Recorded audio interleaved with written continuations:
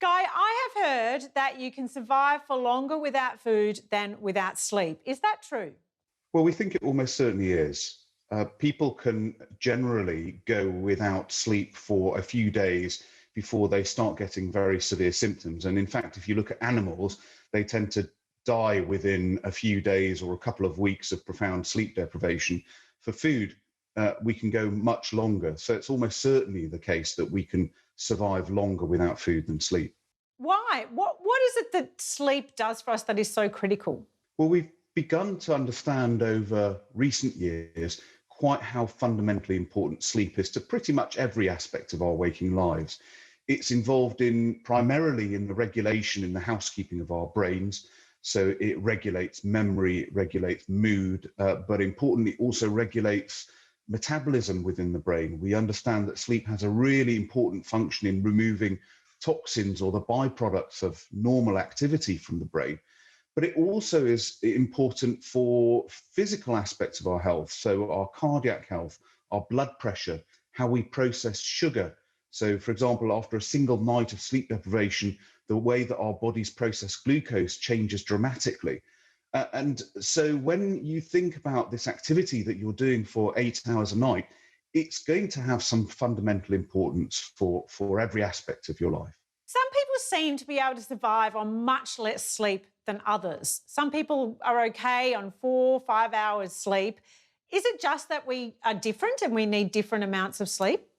Well, I think there is an element of that. We know that there are genetic determinants as to how much sleep we actually need. But when one looks at the population in general, there are very, very few people who can really get away with less than 6.5 to 7 hours a night sleep without any ill repercussions.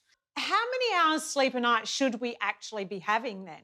So everybody's very, very keen to know an absolute number. And I think that that's very, very difficult. What I would say is that if you are going to bed at the same time every night, roughly, and waking up at the same time every morning, and you wake up feeling generally refreshed, able to stay awake during the day, and then be able to go back to sleep again at the same time, then you're probably getting enough sleep for you. So, what happens to us if we don't get enough sleep?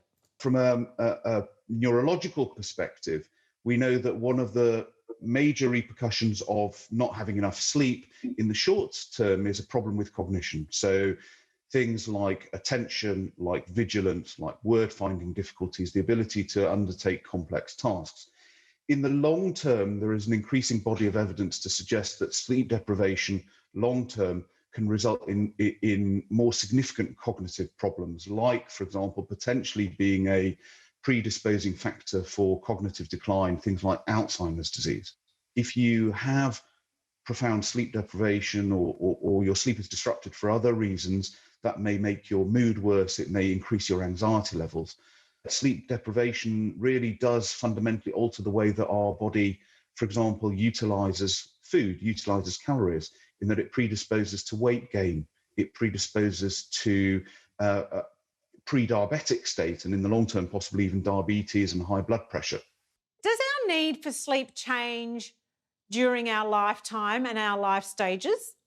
Yes, our need for sleep certainly changes throughout our lives, as does the nature of sleep. So when we are born, we tend to spend 2/3 of the day asleep, of which about 8 hours constitutes dreaming sleep or REM sleep. We spend an inordinate amount of time in REM sleep when we're born. And then as our brains mature, as we approach teenagehood, our sleep requirement drops dramatically and then drops further after teenagehood.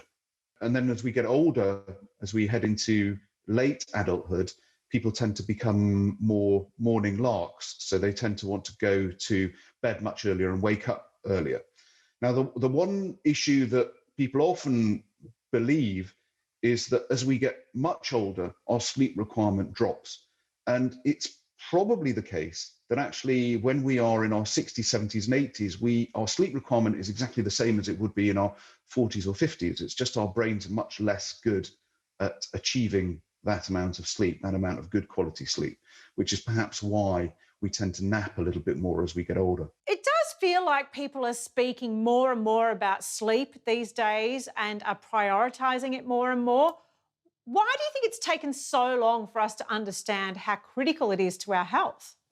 Well, I think you have to understand that actually the research in sleep medicine and sleep medicine as an entity is much more in its infancy than other areas of medicine. So we only really understood that there was this concept of dreaming sleep or REM sleep in the 1950s.